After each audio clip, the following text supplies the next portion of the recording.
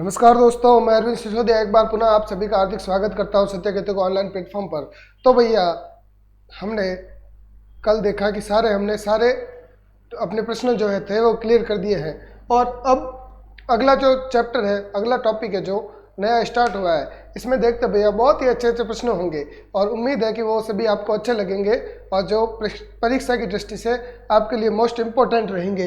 तो भैया प्रश्न देखते हैं पहला।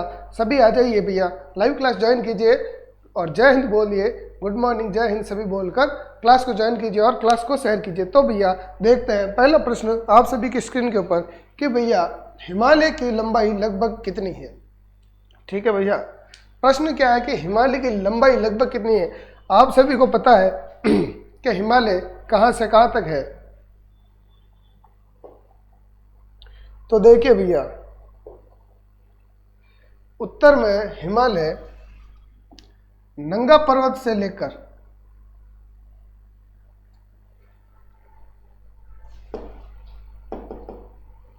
ठीक है भैया, उत्तर में हिमालय नंगा पर्वत से लेकर यह अपना स्टार्ट होता है चलना।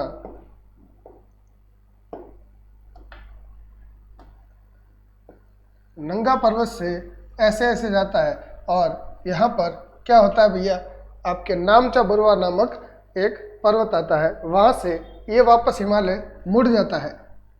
मुड़कर फिर कुछ कुछ अवशेष इसके दिखाई देते हैं, कुछ कुछ बंद हो जाते हैं। ठीक है, यहाँ पर आपके पानी ही पानी है, आप सभी को पता है, बंगाल की खाड़ी।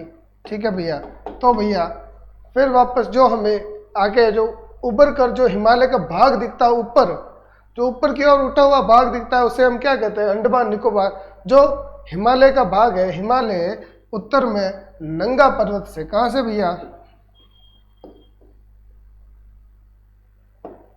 तो आपके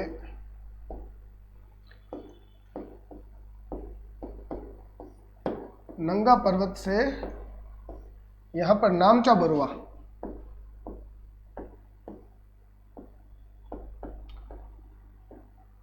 नामचा बरुआ, थोड़ा इसको इस तरफ कर देते हैं। यहां पर मान लीजिए ये आपकी जो पॉइंट है, यहां पर आपका नामचा बरुआ। ठीक है, कभी कभी प्रश्न ये भी पूछ लिया जाता है कि हिमालय की सबसे पूर्वी चोटी, तो हिमालय की सबसे पूर्वी चोटी कौन सी होगी, तो नामचा बरुआ होगी। ठीक है, और यहाँ पर नंगा पर्वत से स्टार्ट होता है, ये है हिमालय का विस्तार। उसके बाद हिमालय नीचे मुड़ जाता है, किस तरफ, तो भैया दक्षिण की तरफ मुड़ता है। तो दक्षिण की तरफ जो उभरा हुआ भाग, जल से जो बाहर भाग है, उसे हम क्या कहते हैं, द्वीप कहते हैं। द्वीप कौन कौन से भैया, अंडमान निकोबार द्वीप समूह है यहाँ पर। ठीक है, तो अब प्रश्न क्या पूछा है, प्रश्न पूछा है इन्होंने कि भैया हिमालय की कुल लंबाई कितनी है।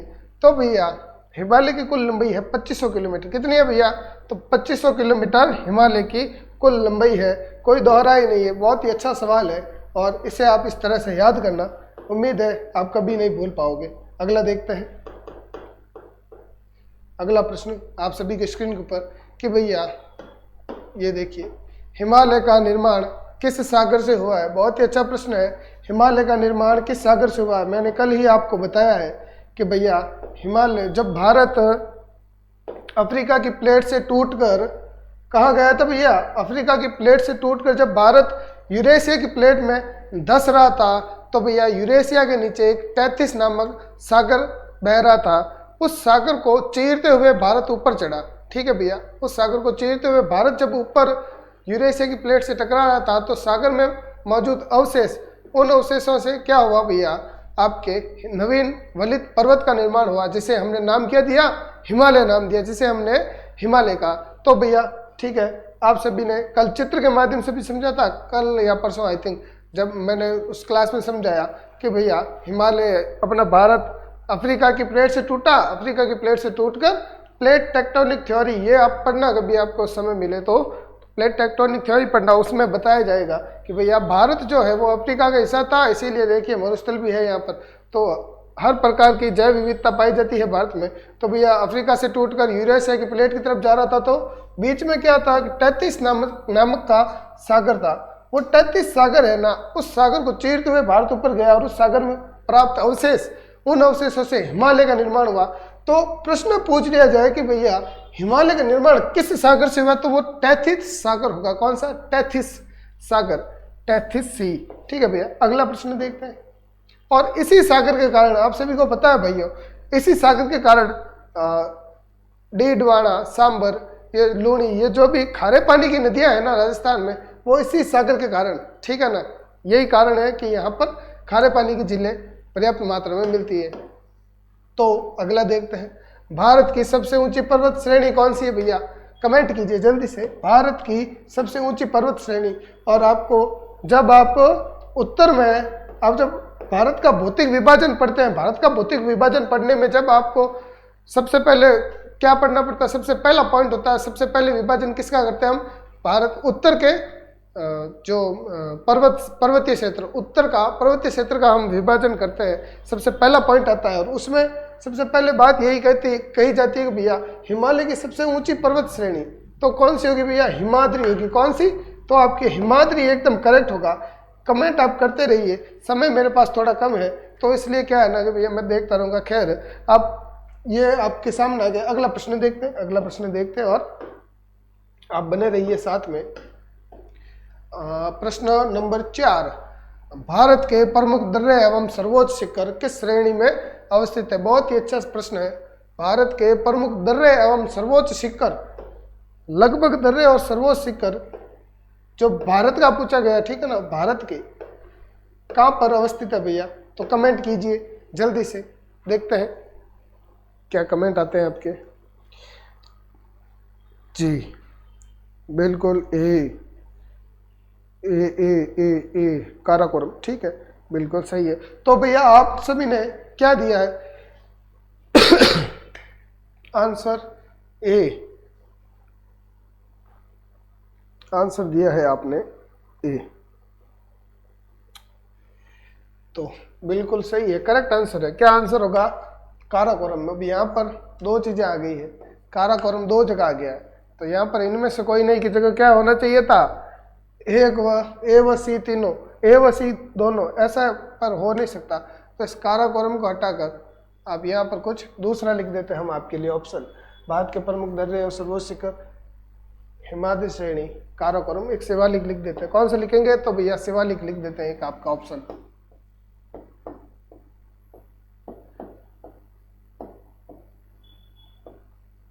ये आपका शिवालिक। तो भैया इन सभी में से भारत के प्रमुख दर्रे एवं सर्वोच्च शिखर काराकोरम श्रेणी में स्थित है। यहाँ शिवालिक की जगह लद्दाख श्रेणी में लिख सकते थे। खैर कोई नहीं, अगला देखिए, लिखने को कुछ भी लिख सकते हैं, बहुत सारे ऑप्शन है हमारे पास। तो अरावली के पूर्व से कौन सी नदी निकलती? बहुत ही अच्छा प्रश्न है और रट लेना भैया, और देख लीजिए इन सभी प्रश्नों का संग्रह आपके लिए बहुत आवश्यक है, बहुत ही आवश्यक है। कमेंट जल्दी से कीजिए आप भैया, अरावली के पूर्व से बहने वाली नदी, पूर्व का पूछा है ना, ठीक है भैया। अरावली पर्वतमाला कहाँ पर है? तो सर्वप्रथम हम क्या देखेंगे कि राजस्थान में अरावली पर्वतमाला है। अब पूर्व और पश्चिम से तो एक इधर से जाएगी, एक इधर से जाएगी, तो देखिए भैया कौन सी है? कमेंट कीजिए जल्दी से, अरावली के पूर्व से और पश्चिम से। चलो मैं थोड़ा इजी कर देता हूँ आपके लिए, ये दो ऑप्शन हटा देना, माही घग्गर हटा देना। अब इन दोनों में से बताइए, एक पूर्व से जाती है और एक पश्चिम से जाती है, लूणी और बनास, इन दोनों का आप करेक्ट बताइए कि भैया करेक्ट ये पूर्व से जाती है और ये पश्चिम से जाती है, ठीक है भैया। कमेंट कीजिए, देखते हैं कमेंट आपका। वेरी गुड, पहला ही answer a answer, very good, बहुत ही अच्छे। ए बनास, बनास जो नदी है, कौन सी? बनास,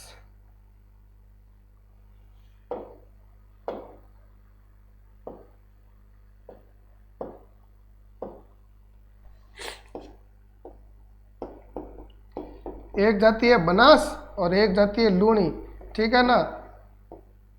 बनास आपके पूर्व से और लूणी आपके पश्चिम से, ठीक है भैया। बनास पूर्व से, लूणी पश्चिम से, तो ये आपके हो जाएंगे दोनों प्रश्न। अगला प्रश्न देखते हैं क्या है भैया, आंसर क्या होगा? करेक्ट, करेक्ट आंसर हम इसका दे देते हैं कि भैया आंसर आपका करेक्ट है बनास। तो ये लीजिए बनास का, ये रहे, ए ऑप्शन करेक्ट हो गया। अगला देखिए, अगला प्रश्न आप सभी के स्क्रीन के ऊपर ये रहा, देखिए भैया क्या कहता है अगला प्रश्न? अगला प्रश्न कहता है कि भैया अरावली के पश्चिम से लो।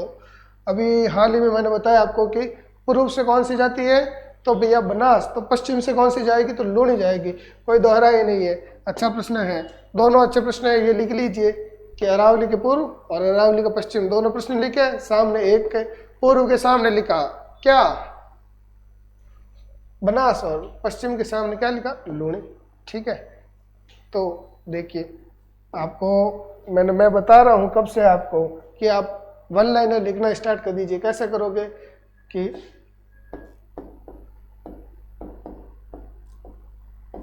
अरावली के पूर्व से नदी, पूर्व से बहने वाली नदी। ठीक है, अब इसके सामने क्या लिख दोगे आप, पूर्व से वो बनास और पश्चिम से आपके लूणी। इस प्रकार से आप भैया देखो मेहनत तो करनी पड़ेगी, प्रैक्टिस के बिना कुछ नहीं है। चाहे कहीं पर भी चले जाओ, प्रैक्टिस करोगे बेटा तो मजा आ जाएगा, मजा आ जाएगा तो नौकरी लग जाएगी। तो भैया अगला प्रश्न देख, तो 7वां, लूणी नदी कहाँ विलुप्त होती है? तो लूणी नदी कहाँ विलुप्त होती है भैया, कमेंट कीजिए जल्दी से। सभी को पता है अरावली पर्वतमाला से निकलती है और कहाँ पर होती है विलुप्त, तो आपके कच्छ के रण से विलुप्त होती है। अभी तक इजी प्रश्न है, इतने कुछ हार्ड नहीं है। अगला देखते हैं, प्रश्न नंबर 8, थाल घाट दर्रा। ये प्रश्न भैया बहुत ही अच्छे प्रश्न है और इन प्रश्नों को आपसे निवेदन करता हूँ। अब तो आपसे निवेदन है कि भैया इन प्रश्नों को आप जरूर लिखें। बहुत ही अच्छे प्रश्न है, शायद बहुत कम किताबों में आपको देखने को मिलेंगे। और ऐसा है कि भैया अगर हार्ड लेवल होता है तो पूछते हैं, इतने भी हार्ड नहीं है पर प्रश्न बहुत अच्छे हैं, दर्रों से भी है। ठीक है, और स्थानों से भी ये प्रश्न पूछा जा सकता है कि भैया किन 2 स्थानों को हटा सकते हैं। ठीक है ना, या स्थान का नाम दे दिया और फिर ऐसे पूछ लिया कि भैया इन 2 स्थानों को पृथक करने में किस दर्रे का हाथ है, तो आप क्या कहोगे कि भैया इस दर्रे का हाथ है। कमेंट किसी को पता हो तो जल्दी से। थाल घाट, देखो 3 प्रकार के दर्रे हैं, 2 महाराष्ट्र में है, थाल घाट, भोर घाट। एक पाल घाट है, वो आपके कहाँ पर है, दक्षिण में। ठीक है भैया, तो इसका कमेंट किसी को याद हो तो देखते हैं जी।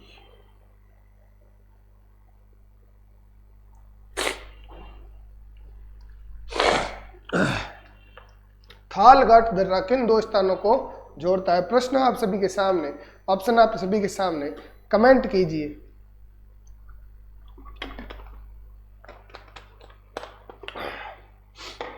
तो भैया थाल घाट जो दर्रा है ना, वो किसको जोड़ता है?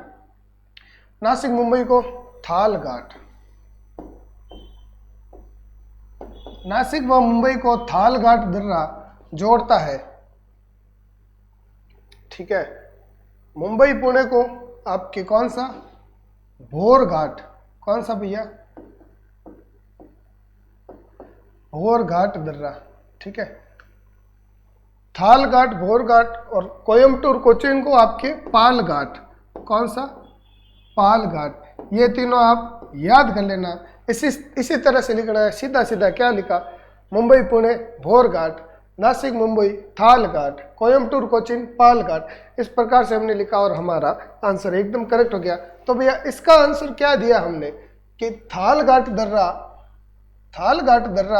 किन 2 स्थानों को जोड़ता है? तो नासिक व मुंबई, ऑप्शन करेक्ट। ठीक है, अगला देखते हैं। अगला प्रश्न आपकी स्क्रीन के ऊपर ये लीजिए। अगला प्रश्न यही आ गया कि भैया भोर घाट दर्रा, पहले थाल घाट का पूछ लिया इन्होंने, अब पूछा है कि भोर घाट दर्रा किन 2 स्थानों को जोड़ता है। पहले थाल घाट का पूछा, अब भोर घाट का। तो भोर घाट मैंने अभी आपको बताया है सिर्फ 5 सेकंड पहले। क्या बताया कि भैया मुंबई व पुणे को जोड़ता है। अगला देखते हैं, ये भी आ गया। लो, पाल घाट किन 2 स्थानों को जोड़ता है? पाल घाट, तो कोयम्बटूर कोचीन। कौन सा भैया, कोयम्बटूर व कोचीन। सी आंसर हो गया। तो इस प्रकार आप बनाते रहिए प्रश्न। जितने ज़्यादा आप हैंड रिटन नोट बनाओगे, वो नोट्स आपके बहुत काम आएंगे, आपके भाई बंधुओं के सबके वो नोट्स काम आएंगे। घर वाले भी देखेंगे तो कहेंगे कि हाँ भैया बच्चा पढ़ा, पर बहुत अच्छा पढ़ा, इस प्रकार से नोट्स बनाए, ऐसे ऐसे घर में चिपका दो, सारे कमरे भर दो। ठीक है भैया। भारत का पूर्वी समुद्री तट क्या कहलाता है भैया? ये तो सभी को आता है और इजी सवाल है, कमेंट आप कीजिए जल्दी से। पूर्वी समुद्री तट क्या कहलाता है भैया?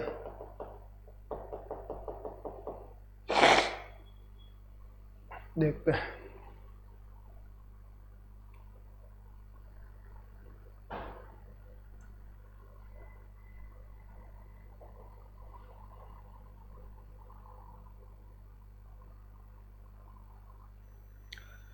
जी कमेंट में कोरोमंडल, लगभग सी। अब देखो पूर्वी पूछा है, देखते हैं। तो समुद्री तट कहाँ पर है? दक्षिण में स्थित है, भारत के दक्षिण में स्थित है। तो दक्षिण में देखते हैं भैया कि पूर्वी पूछा, तो पूर्व उस तरफ है, उस तरफ है, तो इसे क्या कहते हैं? कोरोमंडल तट। क्या कहते हैं भैया? कोरोमंडल तट।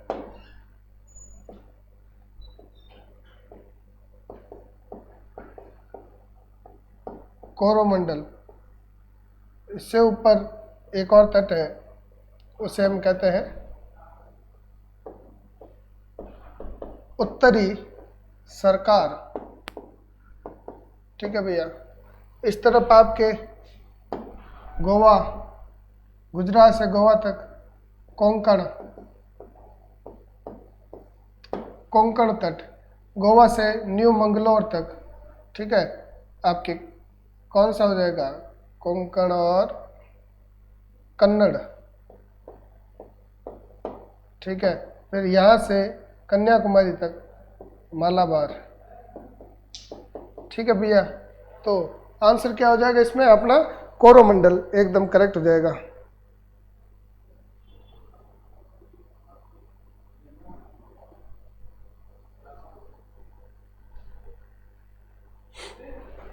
ठीक है भैया। तो हमने ये सभी देखा अभी तक। अब आगे देखते हैं कि भैया कोरोमंडल है, तो कोरोमंडल को पहले करेक्ट करते हैं। पहले इस ऑप्शन को हम क्या करेंगे भैया? एकदम करेक्ट करेंगे। तो कोरोमंडल तट ये रहा, सी ऑप्शन करेक्ट हो जाएगा। भारत का पूर्वी समुद्री तट कोरोमंडल तट कहलाता है। अगला प्रश्न देखते हैं। अगला प्रश्न आपके लिए क्या है भैया? अगला प्रश्न है कि भैया गुजरात से गोवा तक का तटीय क्षेत्र, अभी मैंने बताया है, जस्ट 3 सेकंड पहले आपको मैंने सारा एक्सप्लेन करके बताया कि भैया गुजरात से गोवा तक का तट क्या कहलाता है भैया? कोंकण तट। क्या कहलाता है? तो कोंकण तट कहलाता है। गुजरात से गोवा तक का तट कोंकण तट। अगला देखते हैं। अगला देखिए जल्दी से। अगला है कि मंगलोर से, न्यू मंगलोर से कन्याकुमारी तक का तट, तटीय क्षेत्र क्या कहलाता भैया? ठीक है। तो जब कन्याकुमारी ऑप्शन आया ना, तब आपको दूसरा कुछ नहीं देखना, आपको क्या, आपको मालाबार तट देना होगा वहां पर उत्तर। ठीक है। और मैंने तो आपको एक और चीज बताई, मैंने आपको गोवा से मंगलोर तक कौन सा कन्नड़ तट होता है। ठीक है। उसे एक और अलग नाम से भी जानते हैं, उसका भी थोड़ा दिमाग से बाहर हो गया मेरे। चलो खैर कोई बात नहीं, आप कन्नड़ तट जरूर याद रखना। ठीक है। और कोरोमंडल पूर्वी वाला है, और पश्चिमी घाट में कौन से भैया? सबसे ऊपर कोंकण, फिर कन्नड़ और फिर मालाबार। तो ऑप्शन नंबर ए करेक्ट हो जाएगा। मालाबार तट किसे कहते हैं भैया? तो अपने मंगलोर से कन्याकुमारी तक का। अगला प्रश्न देखिए, प्रश्न 14। पश्चिमी एवं पूर्वी घाट के मिलन स्तर पर कौन सी पहाड़ियां स्थित है भैया? वेरी गुड, बहुत ही अच्छा। जब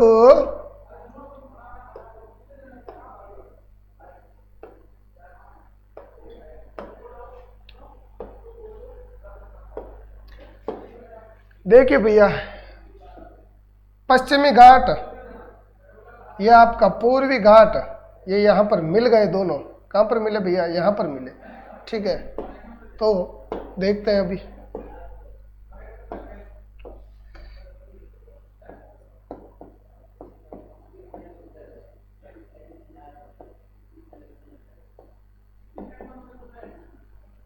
ये आपका पश्चिमी घाट, ये आपका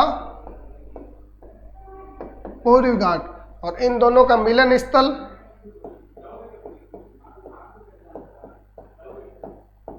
नीलगिरी की पहाड़ियां। ठीक है भैया। तो कौन सी पहाड़ियां स्थित है? इन दोनों के मिलन स्थल पर तो नीलगिरी की पहाड़ियाँ स्थित है। तो देखते हैं ऑप्शन नंबर बी है इसमें हमारा करेक्ट। नीलगिरी कहाँ पर है तो बी पर है, बी ऑप्शन पर है, तो बी ऑप्शन हमारा करेक्ट हो जाएगा। ये लीजिए भैया बी हमने कर दिया करेक्ट कि भैया पश्चिमी एवं पूर्वी घाट के मिलन स्थान पर कौन सी पहाड़ियाँ स्थित है, तो कौन सी है भैया नीलगिरी की पहाड़ियाँ है, कोई समस्या नहीं है।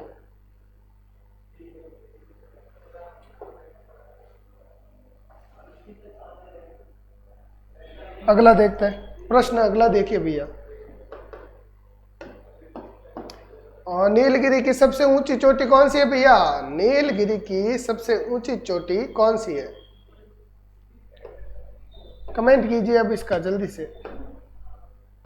नीलगिरी पर्वत की सबसे ऊंची चोटी कौन सी है, ठीक है, कमेंट फर्स्ट। वेरी गुड, ए डोडा बेटा, ए डोडा बेटा जो है आपका एकदम करेक्ट होगा। कौन सी, डोडा बेटा, डोडा बेटा एकदम करेक्ट होगा। अगला देखते हैं।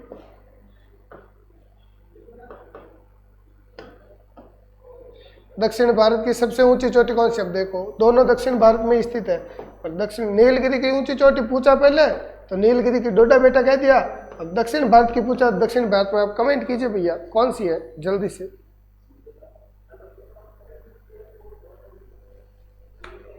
जी भैया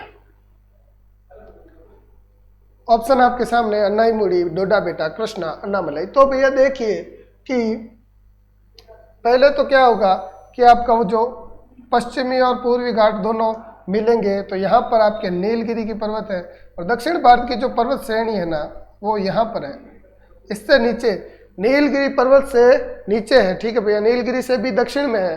तो भैया कौन सा पर्वत है वो पर्वत है अन्नामलाई, अन्नामलाई श्रेणी है, इस श्रेणी पर जो इसकी चोटी है अन्नाईमुड़ी, ये करेक्ट होगा। दक्षिण भारत की सबसे ऊंची चोटी तो अन्नाईमुड़ी, किस पर्वत श्रृंखला पर तो अन्नामलाई, अन्नामलाई कहाँ पर है भैया, तो भैया नीलगिरी के दक्षिण में, ठीक है। आप इस प्रकार से याद करोगे कि भैया नीलगिरी के दक्षिण में जो स्थित है आपके कौन सी, अन्नामलाई पर्वत श्रेणी, इसकी सर्वोच्च चोटी कौन सी है भैया, तो अन्नाईमुड़ी। ये आपकी सर्वोच्च चोटी जो नीलगिरी के दक्षिण में, और दक्षिण भारत की सबसे ऊंची चोटी है, और दक्षिण भारत की सेकंड पूछा जाए तब आपको क्या पता नहीं है, डोडा बेटा दक्षिण भारत की सेकंड ऊंची चोटी है जो नीलगिरी पर्वत श्रेणी पर स्थित है। अगला देखिए, अन्नामुड़ी चोटी किस पहाड़ी पर स्थित है, तो भैया अभी बताया मैंने, अन्नाईमुड़ी कहाँ पर है भैया, तो आप क्या है अन्नामलाई पर्वत श्रेणी पर, किस पहाड़ी पर है, अन्नामलाई पहाड़ी पर। ये लीजिए ऑप्शन डी आ गया हमारे सामने, ऑप्शन डी करेक्ट है। तो भैया क्या होगा कि भैया अन्नाईमुड़ी, अभी हाल ही में मैंने आपको बताया कि भैया अन्नाईमुड़ी जो है वो नीलगिरी के दक्षिण में है, ठीक है, अन्नामलाई नीलगिरी के दक्षिण में है, और इसकी सर्वोच्च चोटी अन्नाईमुड़ी। अगला देखिए, अगला है 18वां, भारत में सबसे बड़ा पठार कौन सा भैया, बहुत ही अच्छा प्रश्न है। भारत में सबसे बड़ा पठार, कमेंट आप कीजिए जल्दी से, ठीक है ना भैया, 56 का नहीं, गोलकुंडा नहीं, इनमें से कोई नहीं, ये भी नहीं, तो भैया कौन सा होगा, दक्कन का पठार जो है वो भारत में सबसे बड़ा पठार है। कौन सा है, दक्कन का पठार।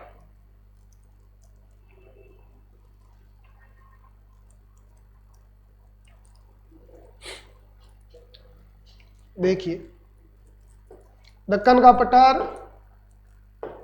कहां पर है भैया, आप कभी शिवाजी की और कोई मूवी देखना हुआ, उसमें बहुत सारा बताया हुआ है दक्कन के पठार के बारे में, ठीक है ना भैया।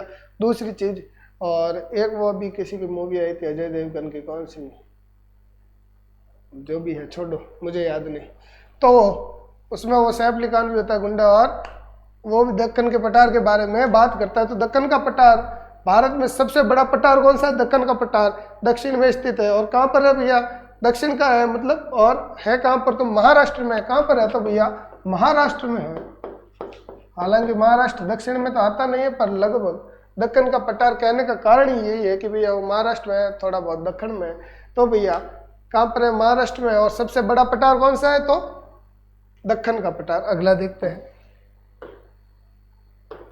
अगला प्रश्न आप सभी की स्क्रीन के ऊपर, माहिम तट तथा, ये देखिए ये प्रश्न बहुत ही अच्छा प्रश्न है और भैया इसको आप नोट कीजिए, आपको कसम है, आपको सौगन है, नोट करना होगा आपको, ठीक है भैया। तो माहिम तट तथा दक्कन का पठार किस राज्य में स्थित है? अब देखो डायरेक्ट ये भी पूछा जा सकता है कि दक्कन का पठार कहाँ पर है, अभी मैंने बताया, तो वो कहाँ पर है? महाराष्ट्र में। माहिम तट का पूछ ले तो माहिम तट भी आपके कहाँ पर है भैया? तो महाराष्ट्र में। ऑप्शन आप क्या दोगे? डी करेक्ट दोगे, पर एग्जाम में ऑप्शन आ जाए तो वहां डी मत देना, वहां क्या दोगे? एग्जाम में जब आपका ऐसा प्रश्न आ जाएगा तो वहां पर डी मत देना, वहां पर क्या करना कि पहले हमें देखना होगा कि महाराष्ट्र किस ऑप्शन में है, ए पर है, बी पर है या सी पर है। तो जहां महाराष्ट्र होगा हम वो करेक्ट करेंगे, ठीक है भैया, जहां महाराष्ट्र होगा वो करेक्ट। माहिम तट और दक्कन का पठार याद रख लेना, रट लेना, माहिम तट और दक्कन का पठार आपके महाराष्ट्र राज्य में स्थित है। अगला प्रश्न, निम्न में से भारत का रूर किसे कहा जाता है? तो भैया सभी को पता है, सर्वाधिक खनिज कहाँ प्राप्त होते हैं हमें? सर्वाधिक खनिज हमें प्राप्त होते हैं छोटा नागपुर के पठार से। छोटा नागपुर का पठार ऑप्शन कहाँ पर है? डी ऑप्शन है, डी ऑप्शन हम करेक्ट कर देंगे। छोटा नागपुर पठार को भारत का रूर कहते हैं क्योंकि वहां पर सर्वाधिक मात्रा में भैया आपके खनिज लवण प्राप्त होते हैं, ठीक है भैया जी।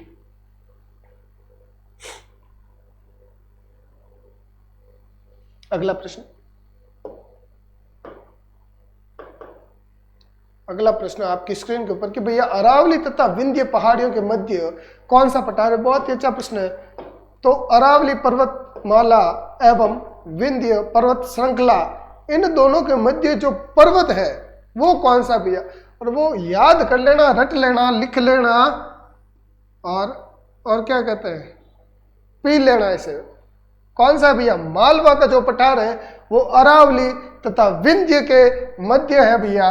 अरावली तथा विंध्य पर्वतमाला के मध्य मालवा का पठार है भैया, मालवा का पठार है अरावली विंध्य के मध्य। अरावली विंध्य के मध्य कौन सा भैया? मालवा का पठार। अगला प्रश्न देखिए,